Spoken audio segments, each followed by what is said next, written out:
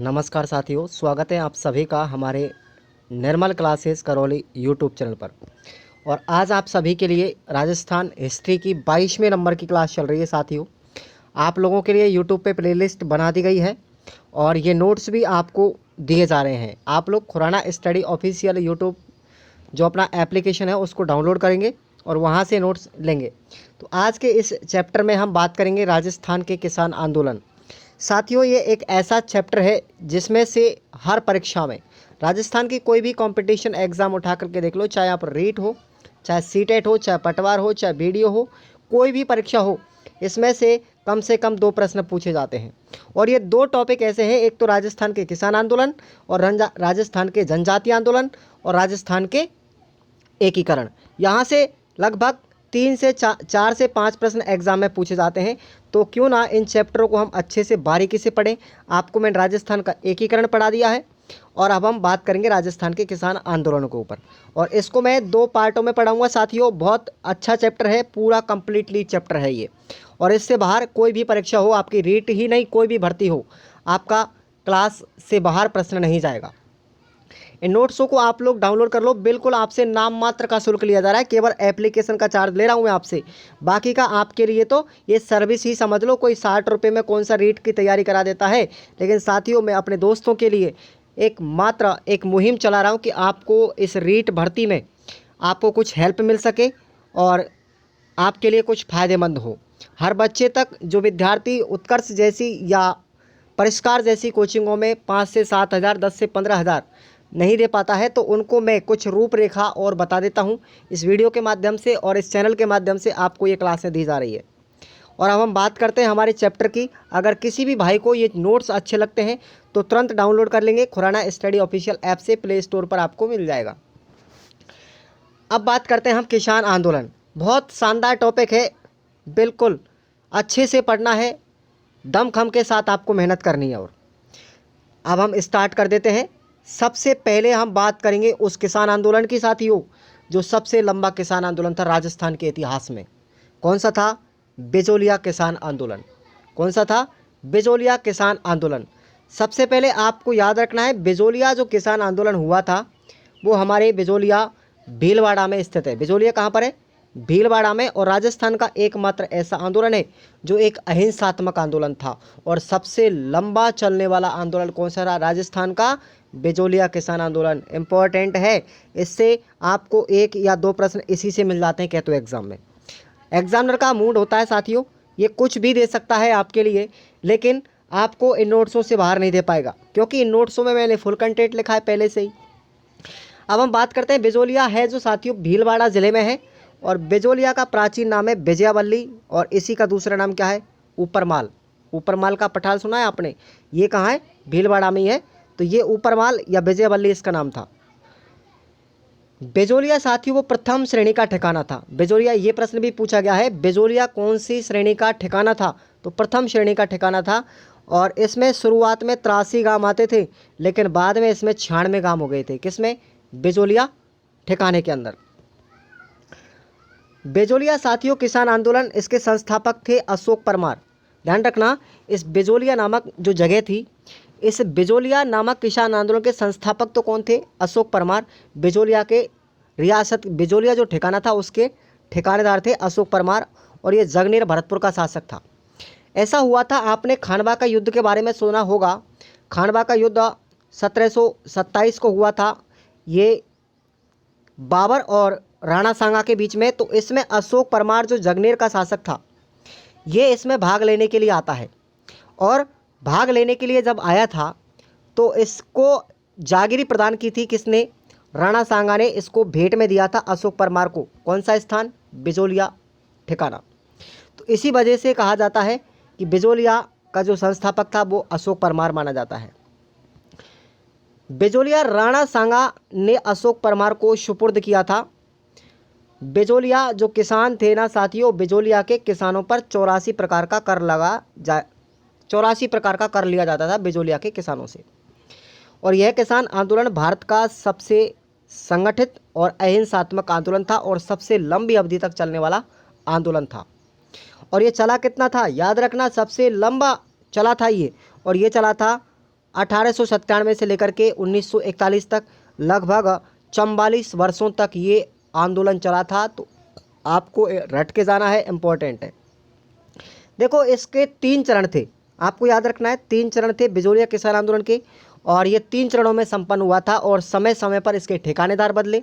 प्रथम चरण में कौन था, प्रथम चरण में नेतृत्वकर्ता कौन था, इन सबको आपको बारीकी से पढ़ना है और प्रश्न यहीं से ऐसे ही पूछे जाते हैं। देखो हम बात करते हैं सबसे पहले, जब ये बिजोलिया ठिकाना था उस समय मेवाड़ के शासक थे साथियों फतेह सिंह। कौन थे, शासक थे फतेह सिंह, और ये बिजोलिया भीलवाड़ा मेवाड़ के अंदर आता है। तो उस समय मेवाड़ के शासक थे फतेह सिंह शुरुआत में, और ठिकानेदार कौन थे, फतेह सिंह के समय पर कृष्ण सिंह थे। कौन थे, कृष्ण सिंह। और ये कई बार पूछा गया है कि प्रथम चरण के अंतर्गत ठिकानेदार कौन थे बिजोलिया किसान के आंदोलन के, तो वो आपको याद रखना है कृष्ण सिंह थे। आंदोलन की शुरुआत कहाँ से हुई थी साथियों, अब ये बिजोलिया किसान आंदोलन था, इसकी शुरुआत हुई थी गिरधारीपुरा गांव के रंगाराम धाकड़ के मृत्यु भोज से। अब ये मृत्यु भोज पर कर लिया जाता था, इनसे ठिकानेदार कृष्ण सिंह के द्वारा कर लिया जाता था। तो मृत्यु के समय पर मृत्यु भोज जिसको कहते हैं, तो मृत्यु भोज में कुछ अड़चनें आई थी और इनसे कर लेने के कारण इस गिरधारीपुरा गांव में किसानों ने क्या कर दिया, आंदोलन कर दिया। तो इम्पोर्टेंट लाइन है, बिजोलिया किसान आंदोलन की शुरुआत कहाँ से हुई थी, तो वो गिरधारीपुरा गांव से हुई थी। क्लियर। अब देखेंगे ये जो किसान आंदोलन था साथियों, इस किसान आंदोलन में सर्वाधिक कौन सी जाति के लोग थे भाग लेने वाले, वो थे धाकड़ जाति के। और ये प्रश्न भी पूछा जा चुका है कि बिजोलिया किसान आंदोलन में सर्वाधिक कौन सी जनजाति का सहयोग रहा, तो वो जाति कौन सी थी, धाकड़ जाति। और यह आंदोलन 3 चरणों में पूर्ण हुआ था 3 चरणों में। अब हम शुरुआत से पढ़ते हैं पहला चरण। इम्पॉर्टेंट है, सबको एक एक लाइन को डीपली पढ़ना है और डीपली ही मैंने लिखा है, ठीक है। पहला चरण चला था साथियों 1897 से लेकर के 1916 तक। क्लियर, ये पहला चरण था। और उस समय इसके नेतृत्वकर्ता कौन थे, मुख्य रूप से नेतृत्वकर्ता थे साधु सीताराम दास, और इसके सहयोगी कौन थे, नाना पटेल थे, ठाकरी पटेल थे और ब्रह्मदेव थे। लेकिन प्रथम चरण में मुख्य नेतृत्वकर्ता थे साधु सीताराम दास, और ये प्रथम चरण था, और इसमें 1897 से 1916 तक ये चला था। क्लियर, नेतृत्वकर्ता साधु सीताराम दास, मैं बार बार आपको बता रहा हूँ। उस समय ठिकानेदार थे साथियों कृष्ण सिंह। कौन थे, प्रथम चरण में कृष्ण सिंह थे। कृष्ण सिंह के विरोध में नानजी पटेल और ठाकरी पटेल नामक 2 किसान थे। ये इस मृत्यु भोज पर जब कर लगाया गया था कृष्ण सिंह के द्वारा, तो ये दोनों किसान ठाकरी पटेल और नानजी पटेल कहाँ चले गए थे, मेवाड़ के महाराणा फतेह सिंह के पास चले गए थे। फतेह सिंह ने इन किसानों की मांगों हेतु एक हामिद हुसैन आयोग का गठन किया था, जिसमें कृष्ण सिंह के प्रति कोई कार्रवाई नहीं की। भाई गठन तो कर दिया, एक आयोग बना दिया जिसका नाम था हामिद हुसैन आयोग। इंपॉर्टेंट क्या है, आपसे प्रश्न पूछा जाएगा भाई हामिद हुसैन आयोग का संबंध किस आंदोलन से है, तो किस आंदोलन से है, बिजोलिया किसान आंदोलन से। प्रश्न पूछने का तरीका भी आपको मैं बता रहा हूँ, प्रश्न कैसे पूछे जाते हैं एग्जाम में घुमा करके आप कंफ्यूज हो जाओगे। मैंने पढ़ा तो था लेकिन ध्यान नहीं है, इसलिए आपको याद रखना है हामिद हुसैन आयोग का संबंध था बिजोलिया किसान आंदोलन से, और यह गठन किया गया था इसका किसानों की मांग को पूरा करने के लिए। लेकिन इस आयोग ने कृष्ण सिंह के प्रति कोई भी कार्रवाई नहीं की, तो किसान और ज़्यादा गुस्सा हो गए। कृष्ण सिंह ने, अब कृष्ण सिंह के विरोध में जब ये गठन किया गया था लेकिन कोई कार्रवाई नहीं करवाया था, इससे कृष्ण सिंह क्या हो गए, क्रोधित हो गए, और उसने नानजी पटेल और ठाकरी पटेल को बिजोलिया गांव छोड़ने को आदेश दे दिया कि भाई तुम इस ठिकाने को छोड़ करके चले जाओ यहाँ से, उनको निकाल दिया वहाँ से। अब क्रोधित होकर के किसानों कृष्ण सिंह के खिलाफ क्रोधित हो गए, तो कौन, कृष्ण सिंह। अब कृष्ण सिंह ने किसानों पर गुस्सा होकर के 1903 में 5 रुपये का चवरी कर लगा दिया। और इम्पोर्टेंट है, ये कई बार एग्जाम में पूछा गया साथियों, वेरी वेरी इंपॉर्टेंट है। चवरी कर किससे संबंधित था, याद रखना है, बिजोलिया किसान आंदोलन से संबंधित था। कब लगाया गया था, 1905 में। किसने लगाया था, कृष्ण सिंह ने लगाया था। क्लियर। और ये कर लगाया जाता है साथियों लड़कियों की शादी पर। ये लड़कियों की शादी पर ये 5 रुपये का कर किसानों से वसूला जाता था कृष्ण सिंह के द्वारा। ओके, अब ये 1903 में लगाया गया था। अब जब 1903 में इस कर को लगाया गया था, तो 1 साल के लिए 1903 से लेकर के 1904 तक किसानों ने खेती और लड़कियों की शादी करना बंद कर दिया और किसान ग्वालियर की तरफ कूच करने लग गए। अब जब कर ही बढ़ा दिया तो लोग परेशान हो गए, तो किसानों ने शादी करना बंद कर दिया, लड़कियों की खेती करना बंद कर दिया और ग्वालियर की तरफ चले गए।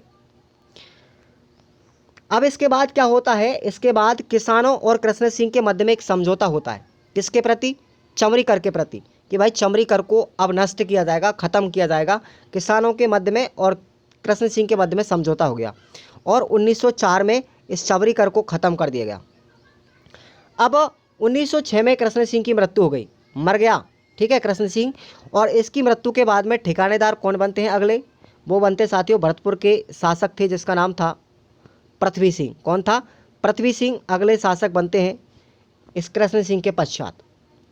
ठिकानेदार थे ये नए पृथ्वी सिंह। क्लियर? समझ में आना चाहिए।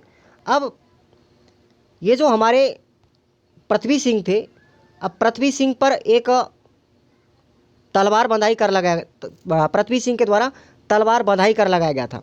ये तलवार बंधाई कर क्या होता है साथियों, कि जब पृथ्वी सिंह का राज्याभिषेक किया गया था तो उसने पृथ्वी सिंह ने किसानों पर एक उत्तराधिकारी या तलवार बंधाई कर लगा दिया गया था और ये लगाया था 1906 में, किसानों पर लगाया था। क्लियर? कि भाई तलवार बंधाई का मतलब होता है जब पृथ्वी सिंह का राज्याभिषेक किया गया था तो इसके समारोह में जो पैसा खर्च होगा, उस राज्याभिषेक में पैसा खर्च होगा, उस पैसे को कौन देंगे? किसान बहन करेंगे। तो ये होता है साथियों तलवार बंधाई कर। तो ये किसानों पर लगा दिया था पृथ्वी सिंह ने। क्लियर? इसका संबंध किससे है? इसका संबंध साथियों बिजोलिया किसान आंदोलन से 1906 में लगाया गया था। और इम्पोर्टेंट है, तलवार बंधाई कर को अजमेर में नजराना कहते थे। क्या कहते थे इसको? अजमेर जिले में नजराना कहा जाता था। 1914 में पृथ्वी सिंह की मृत्यु हो गई। अब ये पृथ्वी सिंह भी 1914 में मर गया। उसके बाद अगले ठिकानेदार कौन बनते हैं? केसरी सिंह बनते हैं साथियों, और इसकी उम्र बहुत कम थी, अल्पायु का ही इसको ठिकानेदार बना दिया गया था। जून 1914 में इस बिजोलिया के अध्यक्ष थे जिसका नाम था साथियों अमर सिंह राणावत। कौन था? अमर सिंह राणावत। अध्यक्ष को मुंसरिफ कहा जाता था। तो 1914 की बात है, इस बिजोलिया जो ठिकाना था इसके अध्यक्ष थे अमर सिंह राणावत और उपाध्यक्ष कौन थे? डूंगर सिंह भाटी। इनको बनाया गया था। अमर सिंह राणावत और डूंगर सिंह भाटी ने फतेह सिंह के आदेश के अनुसार किसानों की करों में छूट दे दी। भाई आदेश दे दिया किसने? महाराणा फतेह सिंह ने। तो डूंगर सिंह और अमर सिंह राणावत ने किसानों को करों में छूट दे दी और रिलैक्स कर दिया। लेकिन हुआ क्या था कि इनके कामदार थे, बिजोलिया के दो व्यक्ति भी थे जो बहुत विरोधी भी थे, किसानों के विरोध थे। ये कामदार थे हीरालाल और फौजदार कौन थे इसमें? तेज सिंह। इन्होंने केसरी सिंह के बड़े होने पर, जैसे ही केसरी सिंह बड़ा हुआ, शासक बना अगला चल के ठिकानेदार, तो साथियों इसके करों में रोक लगा दी कि भाई तू कर नहीं घटाएगा, किसानों से कर नहीं घटाएगा, उल्टी कर बढ़ाएगा। ठीक है? तो ये विरोध करने वाले कौन से? तेज सिंह और हीरालाल। और रिलीफ देने वाले कौन थे? रिलीफ किया था किसने? अमर सिंह राणावत और डूंगर सिंह भाटी ने। तो ये पॉइंट आपको याद रखना है। तो ये हमारा पहला चरण चला था साथियों 1897 से लेकर के 1916 तक। अब हम बात करते हैं, अगला चरण चलता है हमारा दूसरा चरण 1916 से लेकर के और 1923 तक। ये दूसरा चरण है और इस दूसरे चरण के नेतृत्व करता है कौन? विजय सिंह पथिक। कौन है? विजय सिंह पथिक। इंपॉर्टेंट है, याद रखना। और पहले चरण के थे साधु सीताराम दास। तो नेतृत्वकर्ता दूसरे चरण में विजय सिंह पथिक बनते हैं। और ये प्रश्न भी पूछा गया था कई बार एग्जाम में कि भाई विजय सिंह पथिक का बचपन का नाम क्या था? तो साथ ही याद रखना भूप सिंह था। क्या नाम था? भूप सिंह। और ये रहने वाले कहाँ के थे? बुलंदशहर उत्तर प्रदेश के रहने वाले थे। और राजस्थान में इन्होंने किसान आंदोलन में सबसे अच्छा सहयोग भी दिया था। अब ये जो विजय सिंह पथिक थे साथियों, इन विजय सिंह पथिक को जेल में बंद रखा गया था। किसके साथ? गोपाल सिंह खरवा के साथ में। सशस्त्र क्रांति के आरोप में विजय सिंह पथिक को टोडगढ़ जेल में कैद किया गया था। इंपॉर्टेंट प्रश्न है, सीईटी में आया हुआ है अभी अभी। आपको कुछ क्रांतिकारी इधर दिए गए थे, इधर क्रांतिकारी थे और इधर की साइड कौन थे? इधर जेल थी, जेलों के नाम थे। तो बताओ इस क्रांतिकारी को किस जेल में बंद किया गया था? इस तरीके से मिलान करने वाला प्रश्न दिया गया था। तो आपको अगर ऐसा दिया जाए तो विजय सिंह पथिक का अगर आपसे ऑप्शन पूछा जाए कि विजय सिंह पथिक किस जेल में बंद रखे गए थे, तो टोडगढ़ जेल अजमेर में गोपाल सिंह खरवा के साथ। तो गोपाल सिंह खरवा भी टोडगढ़ जेल में बंद किए गए थे। इंपॉर्टेंट प्रश्न है। मैं एक एक चीज़ को क्लियर करवाऊंगा। अगर आपको मेरे पढ़ने का और पढ़ाने का तरीका अच्छा लगता है साथियों, तो आप लोग मुझे सपोर्ट करेंगे, ज़्यादा से ज़्यादा बच्चों तक मेरी वीडियो को पहुंचाएंगे, मेरे मटेरियल को पहुंचाने की कोशिश करेंगे, मेरे चैनल को पहुंचाएंगे, मेरे एप्लीकेशन को लोगों तक पहुंचाएंगे। बस आपका सपोर्ट चाहिए मुझे, मैं आपके लिए इस तरीके से ही बिल्कुल मेहनत करता रहूँगा। बात करते हैं 1915 में। 1915 में टोडगढ़ जेल से विजय सिंह पथिक फरार हो गए, यहाँ से भाग निकले। किससे? जेल से। अब ये जब 1915 में जेल से भागकर निकले थे विजय सिंह पथिक, तो इन्होंने क्या किया? इन्होंने जेल से निकलने के पश्चात विद्या प्रचारिणी सभा, जिसके अध्यक्ष कौन थे, इसके मालिक कौन थे? हरिभाऊ किंकर।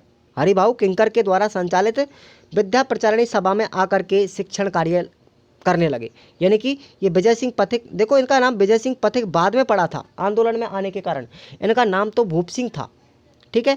और ये शिक्षण कार्य करने लगे, विद्या प्रचारिणी सभा में बच्चों को पढ़ाने लगे। हरिभाऊ किंकर की संस्था थी ये।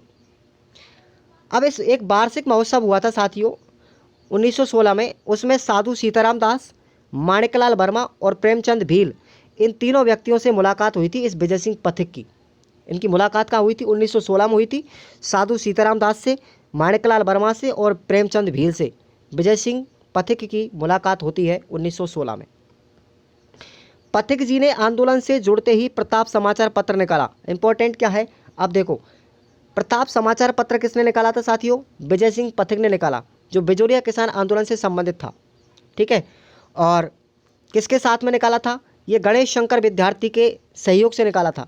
गणेश शंकर विद्यार्थी ने इसमें सहायता की थी, इस समाचार पत्र को निकालने में, विजय सिंह पथिक के साथ।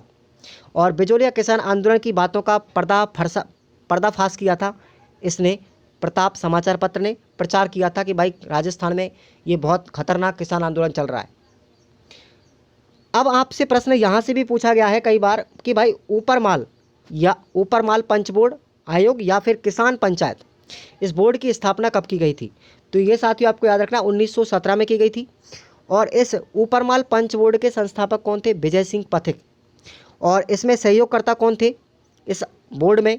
जमनालाल बजाज और हरिभाऊ किंकर। आपसे पूछा भी जा सकता है ऐसे कि ऊपर माल पंच बोर्ड में सदस्य कौन सा नहीं है?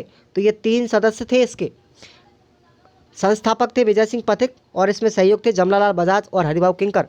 तो जो नहीं था वो आपको ऑप्शन में भर के आना है। तो प्रश्न कैसे भी पूछा जा सकता है। अब ये जो हमारा ऊपर माल पंच बोर्ड था, इसके अध्यक्ष बनाए गए थे मन्नालाल पटेल। कौन थे? मन्नालाल पटेल। और इसमें सदस्य भी और थे। इसमें सदस्य कौन कौन थे? नानजी पटेल और ठाकरी पटेल, ठीक है। आपसे ऐसे भी पूछा जा सकता है कि मन्नालाल पटेल का संबंध किस किसान आंदोलन से है? नानजी पटेल का संबंध किस आंदोलन से है? हरिभाऊ किंकर का संबंध किस आंदोलन से है? तो आपको बिल्कुल घबराना नहीं है, अच्छे से ही पढ़ के जाना है। अब देखो, इस बोर्ड का उद्देश्य क्या था साथियों? इस बोर्ड जो किया गया था, ऊपर माल पंच बोर्ड का गठन किया गया था, इसका उद्देश्य था लगान व लागबाग को कम करना। क्लियर? नारायण पटेल ने सबसे पहले कर देने से मना किया था। सबसे पहले मना कर दिया था किसने? नारायण पटेल ने। अब जब नारायण पटेल ने मना किया था तो नारायण पटेल को जेल में डाल दिया गया था। जेल में डाल दिया गया था। 1920 में कांग्रेस के नागपुर अधिवेशन में विजय सिंह पथिक ने किसानों के साथ में धरना दिया कि इस लागवाग को कम किया जाए। और 1920 में ही मुंबई में पथिक जी ने गांधी जी से मुलाकात की। गांधी जी से मुलाकात की तो गांधी जी ने महादेव देसाई को मेवाड़ भेजा। किसके पास? फतेह सिंह, महाराणा फतेह सिंह के पास में, कि भाई महादेव देसाई तुम जाओ और महाराणा फतेह सिंह से जाकर के मिलो ताकि किसानों को कुछ राहत मिल सके, ठीक है। तो इम्पोर्टेंट है, महात्मा गांधी ने मेवाड़ किसको भेजा? महादेव देसाई को भेजा। अब इंपॉर्टेंट प्रश्न यहाँ से बनते हैं साथियों, लगाइए, दोनों प्रश्न इंपॉर्टेंट है। 1919 में विजय सिंह पथिक ने राजस्थान सेवा संघ की स्थापना की थी महाराष्ट्र में। कब की थी? 1919 में। मैं आपको एक वीडियो अलग से बना दूंगा।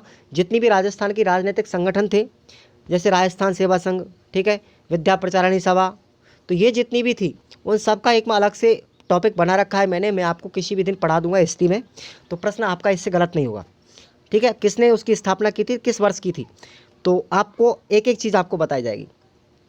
अब हम टॉपिक में पढ़ रहे हैं तो थोड़ा इतना ही पढ़ना है हमको, और बाकी के टॉपिकों में हम पढ़ेंगे। 1919 में विजय सिंह पथिक ने राजस्थान सेवा संघ की स्थापना की थी महाराष्ट्र के अंदर। और 1920 में विजय सिंह पथिक ने राजस्थान केसरी समाचार पत्र निकाला। 1920 में निकाला राजस्थान केसरी, ठीक है ना। और प्रताप समाचार भी विजय सिंह पथिक ने निकाला गणेश शंकर विद्यार्थी के सहयोग से। अब एक गठन और किया गया था साथियों, एक आयोग का गठन और हुआ था बिजोलिया में, जिसका नाम है बिंदुलाल भट्टाचार्य आयोग। बिंदुलाल भट्टाचार्य आयोग, इसका गठन हुआ था साथियों अप्रैल 1919 में। अप्रैल 1919 में हुआ था। और इसमें 3 सदस्य थे। 3 सदस्य कौन कौन थे? एक तो थे बिंदुलाल भट्टाचार्य, दूसरे थे अमर सिंह राणावत, और तीसरे सदस्य थे अफजल अली। तो ये तीनों ही सदस्य थे, और ये प्रश्न भी पूछा जा चुका है एग्जाम में। अब एक और दूसरा आयोग गठन किया गया था साथियों, ये फरवरी 1920 में हुआ था। इसमें भी 3 सदस्य थे। एक तो थे राज सिंह, दूसरे थे रमाकांत मालवीय, और तीसरे थे तखत सिंह। ये तखत सिंह मेवाड़ के राजा थे, ये आपको याद रखना है। अब एक 10 जांच आयोग, 10 जांच आयोग के तहत में माणिकलाल वर्मा से 15 सदस्यीय प्रतिनिधिमंडल मुलाकात करता है। 10 जांच आयोग आया था किसके पास? माणिकलाल वर्मा के पास में, और ये 15 सदस्य प्रतिनिधिमंडल बनाया गया था माणिकलाल वर्मा के द्वारा, उससे मुलाकात करता है वो। और इसी किसान आंदोलन की बात थी। भारत सरकार तथा मेवाड़ सरकार के मध्य में अब क्या हो जाता है? समझौता हो जाता है। और इस दूसरे चरण के समय अब समझौता हुआ तो दूसरा चरण समाप्त हो जाता है। और जब समाप्त हुआ था उस समय दूसरे चरण में एजीजी थे हमारे, एजेंट टू गवर्नर जनरल कौन थे? हॉलैंड थे। ये बात है किसान आंदोलन की। मुख्य सचिव थे उस समय ओगवाल, और इसमें अन्य सहयोगी भी थे विल्किंसन। और अब आपको याद रखना है साथियों, इस ठिकाने के सदस्य कौन थे? आपको मैंने बताया, एक तो हीरालाल, ये कामदार थे, और एक तेज सिंह फौजदार थे। और इसमें एक अन्य सदस्य भी था जिसका नाम था झालिम सिंह। 4 फरवरी 1923 को दोनों पक्षों के मध्य में समझौता हो जाता है, और किसानों के जो लागवाग थे उसमें लगभग 20% की कमी कर दी जाती है। 35 लागवाग कम किए और 20% कर कम कर दिया गया। और जो 1923 में केसरी सिंह की शादी का खर्चा भी, अब साथियों हुआ क्या था? अब हमारा दूसरा चरण तो समाप्त हो जाता है, किसानों में थोड़ी राहत मिली, लेकिन फिर दोबारा से क्या हुआ? 1923 में केसरी सिंह की शादी हुई, और केसरी सिंह की शादी का जो खर्चा आया था उसको पुणे किसानों पर लगा दिया कि भाई अब जो केसरी सिंह की शादी होगी उसका खर्चा कौन देंगे? किसान देंगे। तो ये तो गलत अन्याय हो रहा ना किसानों के साथ में। तो किसान भाई इस चीज़ को सहन नहीं कर सकते थे, और पुणे किसानों में आंदोलन हो गया। और 1923 में विजय सिंह पथिक को रंगून जेल भेज दिया। विजय सिंह पथिक को 1923 में क्या कर दिया? रंगून जेल में 5 साल के लिए भेज दिया गया, और वहाँ जेल में डाल दिया। और अब तीसरा चरण शुरू होता है। फिर दोबारा से किसान आंदोलन स्टार्ट होता है बिजोलिया का 1923 से लेकर के 1941 के मध्य। और अब इसके नेतृत्वकर्ता कौन है भाई? विजय सिंह पथिक को तो जेल में डाल दिया 1923 में। अब 1923 के बाद में तीसरे चरण में कौन करेगा नेतृत्व? माणिकलाल वर्मा करेगा। और भी इसके अलावा कौन कौन करेंगे देखेंगे हम। जनवरी 1927 ईस्वी में भूमि बंदोबस्त अधिकारी मेवाड़ आए थे तथा किसानों की 17 लाख बागों को कम किया। अब अंग्रेजों ने इसमें बीच में हिस्सा लेना चालू कर दिया। मई 1927 में माणिकलाल वर्मा को कैद किया और किसानों पर पुणे लाख बाग ओझ बढ़ा दी। अब देखो फिर दोबारा, मतलब किसानों के साथ बार बार इस आंदोलन में जो हुआ था इसमें बार बार शोषण किया गया था बिजोलिया में, और इसी वजह से ये लंबा चला था। इसके बाद 1927 में बिजोलिया किसान आंदोलन का नेतृत्व जमनालाल बजाज और हरिभाऊ उपाध्याय ने किया। भाई माणिकलाल वर्मा को जेल में डाल दिया तीसरे चरण में, जैसे ही ये नेतृत्व करने लगे। अब इसके बाद फिर दोबारा 27 में कौन करेगा? तीसरे चरण में जमनालाल बजाज और हरिभाऊ उपाध्याय, लेकिन कोई ना कोई नेतृत्व जरूर करेगा इसका। 1931 में गांधी जी ने अपने प्रतिनिधि, अब 1931 में प्रतिनिधि भेजा किसने? मेवाड़। गांधी जी ने मालवीय को भेजा, और मालवीय ने जमनालाल बजाज और हरिभाऊ उपाध्याय से मुलाकात भी की। और फिर क्या हुआ? 1931 में वर्मा जी को फिर दोबारा जेल हुई। बिजोलिया किसान आंदोलन में महिलाओं तथा पुरुषों का नेतृत्व। अब इंपॉर्टेंट लाइन क्या है, सुनो इसको। भाई किसान आंदोलन में भाग लिया था महिलाओं ने और बच्चों ने, तो उसका नेतृत्व किसने किया था? अंजना देवी ने किया था। तो ये आपको याद रखना है, अंजना देवी का संबंध किस आंदोलन से है? बिजोलिया किसान आंदोलन से है। और लगातार 3 बार ये प्रश्न पूछा जा चुका है एग्जाम में, ठीक है, कई एग्जामों में पूछा गया, 3 बार आ चुका है ये। नोट याद रखना है, मेवाड़ का शासक एवं पंचीड़ा गीत किसने लिखा है? माणिकलाल वर्मा ने। और इम्पोर्टेंट है, ये इम्पोर्टेंट है, याद रखना। अब देखते हैं आगे, किसानों व सरकारों के मध्य में। अब किसानों तथा सरकार के सहयोग से प्रधानमंत्री कौन थे उस समय, बताओ? सुखदेव थे। बिजोलिया किसान आंदोलन समय सुखदेव थे। अब सुखदेव को तो गद्दी से हटा दिया, सुखदेव को गद्दी से हटाया और मेवाड़ का नया प्रधानमंत्री बनाया राघवाचार्य। किसको बनाया था? राघवाचार्य को। और 1941 में राघवाचार्य जब प्रधानमंत्री बन गए तो सभी करों को किसानों से हटा दिया गया और तब जा कर के इस बिजोलिया किसान आंदोलन को शांति मिल पाई थी साथियों। और बहुत लंबा चैप्टर था, अच्छा चैप्टर था, आप सभी लोग इसको पढ़े तो मज़ा आएगा बहुत ज़्यादा। अब देखते हैं हमारा अगला किसान आंदोलन आता है बेंगू किसान आंदोलन। बहुत लंबा चैप्टर साथियों, इसको आप लोग थोड़ा सा डीपली पढ़ के जाएंगे ना और इन नोट्सों को पढ़ेंगे ना तो बहुत बेटर रहेगा। इनसे बाहर प्रश्न नहीं जाता, लेकिन चैप्टर ही बहुत लंबा है, करूँ क्या? तभी तो इसमें से 2 प्रश्न पूछे जाते हैं एग्जाम में, ठीक है ना। तो अब देखिए बेंगू का किसान आंदोलन। तो बेंगू किसान आंदोलन साथियों, बेंगू जो है वो हमारा चित्तौड़गढ़ जिले में पड़ता है और यह बेंगू किसान आंदोलन चला था 1921 से लेकर के 1923 के मध्य। अब आपको याद रखना है कि बेंगू किसान आंदोलन का नेतृत्वकर्ता कौन थे साथियों? वो थे राम नारायण चौधरी। कौन थे? राम नारायण चौधरी ने इस बेंगू किसान आंदोलन का नेतृत्व किया था। और इस बेंगू में ठिकानेदार कौन थे? अनूप सिंह। ये भी आपको याद रखना। इस आंदोलन की शुरुआत कहाँ से हुई थी? इम्पोर्टेंट ये है, इस आंदोलन की शुरुआत 1921 में मैनाल गांव के भैरूकुंड नामक स्थान से हुई थी। मैनाल गांव भैरूकुंड नामक स्थान से हुई थी। ये पड़ता हमारा चित्तौड़गढ़ में। अब देखो प्रश्न ये पूछा गया था साथियों इसमें से कि भाई ट्रेंच जो आयोग था उसका संबंध किस किसान आंदोलन से है? तो किसानों की मांग की जांच करने के लिए, किसानों की मांग की जांच करने के लिए एक ट्रेंच आयोग का गठन किया गया था, ठीक है, जो किसानों के खिलाफ आयोग का निर्णय लेता था। किसानों के खिलाफ में ये आयोग का निर्णय लेने वाला ट्रेंच आयोग था जो गठित किया गया था अंग्रेज़ों के द्वारा। तो ये आपको याद रखना है, ये किस आंदोलन में आया था? ये बेंगू किसान आंदोलन से संबंधित है ट्रेंच आयोग का संबंध। ठिकानेदार अनूप सिंह तथा किसानों के मध्य में समझौता होता है। अब जो समझौता हुआ था उसको हम बोल्शेविक समझौते की संज्ञा दी गई थी और ये कई बार पूछा गया है साथियों। बोल्शेविक समझौता किस किसान आंदोलन के तहत हुआ था? तो वो हुआ था बेंगू के अंदर। और किस किस के मध्य हुआ था? अनूप सिंह तथा किसानों के मध्य। इस समझौते को मेवाड़ सरकार के द्वारा रद्द कर दिया गया, लेकिन इस समझौते को रद्द कर दिया गया था। आगे बढ़ते हैं। जून 1923 को अब यहाँ पर एक कांड होता है, ध्यान रखना, गोविंदपुरा कांड। कौन सा है? गोविंदपुरा कांड होता है। और इम्पोर्टेंट प्रश्न मैं आपको बता रहा हूँ, इसमें से ये प्रश्न पूछा भी गया कई बार, 1000 बार। तो देखेंगे 13 जून 1923 को गोविंदपुरा गांव में मैनाल की सभा पर गोलीबारी की गई थी। मैनाल भीलवाड़ा में गोलीबारी की गई थी गोविंदपुरा गांव में। और ये समय कब का था? 13 जून 1923 को। तिथि आपको याद रख लेनी है, तिथि कई बार पूछी गई है कि गोविंदपुरा हत्याकांड कब हुआ था और वो किस किसान आंदोलन से संबंधित है? बेंगू किसान आंदोलन से संबंधित है और 13 जून 1923 को हुआ था। और इस ही कांड के अंदर की बात करें तो साथियों रूपाजी धाकड़ और कृपाजी धाकड़, ये 2 किसान शहीद हो गए थे और ये राजस्थान के सबसे पहले शहीद होने वाले किसान थे, यानी प्रथम शहीद किसान व्यक्ति थे रूपाजी धाकड़ और कृपाजी धाकड़। दोनों व्यक्ति शहीद हुए थे, दोनों किसान शहीद हुए थे। बात है हमारी बेंगू किसान आंदोलन की। गोविंदपुरा गांव में हुआ था कांड 13 जून 1923 को मैनाल भीलवाड़ा में। समझ में आ गया ना? इस तरीके से अगर आप याद करोगे तो प्रश्न गलत नहीं होगा। 10 सितंबर 1923 ईस्वी में विजय सिंह पथिक को भी कैद कर लिया गया था। अब विजय सिंह पथिक बेंगू किसान आंदोलन में भागने लगे, तब इस आंदोलन को आंशिक रूप से समाप्त कर दिया गया, ठीक है ना। अब 1925 ईस्वी में ठिकानेदार अनूप सिंह को भी जेल में डाल दिया। किसने? अंग्रेज़ों ने। और नया ठिकानेदार किसको बनाया था? नया ठिकानेदार बना था अमृतलाल। कौन बना था?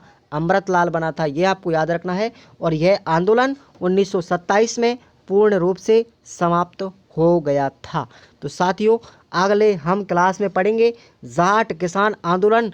तो तीसरा किसान आंदोलन है ये। और एक एक लाइन इम्पोर्टेंट है, अगर आपने इस चैप्टर को पूरा पढ़ लिया ना तो मैं दावे के साथ में कहता हूँ आपके दोनों प्रश्नों से कोई गलत नहीं कर सकता और इन नोट्सों से आपका प्रश्न बाहर नहीं जा सकता। लिख लेना, नोट कर लेना मेरी इस बात को, प्रश्न कभी गलत नहीं होगा, लेकिन प्रश्न की लैंग्वेज आपसे बदल सकती है। और मैं वो तरीका भी आपको बता रहा हूँ, जब टेस्ट सीरीज आपको करवाई जाएगी तो आपको एक एक प्रश्न बिल्कुल निचोड़ निचोड़ के मैं आपको बताऊंगा।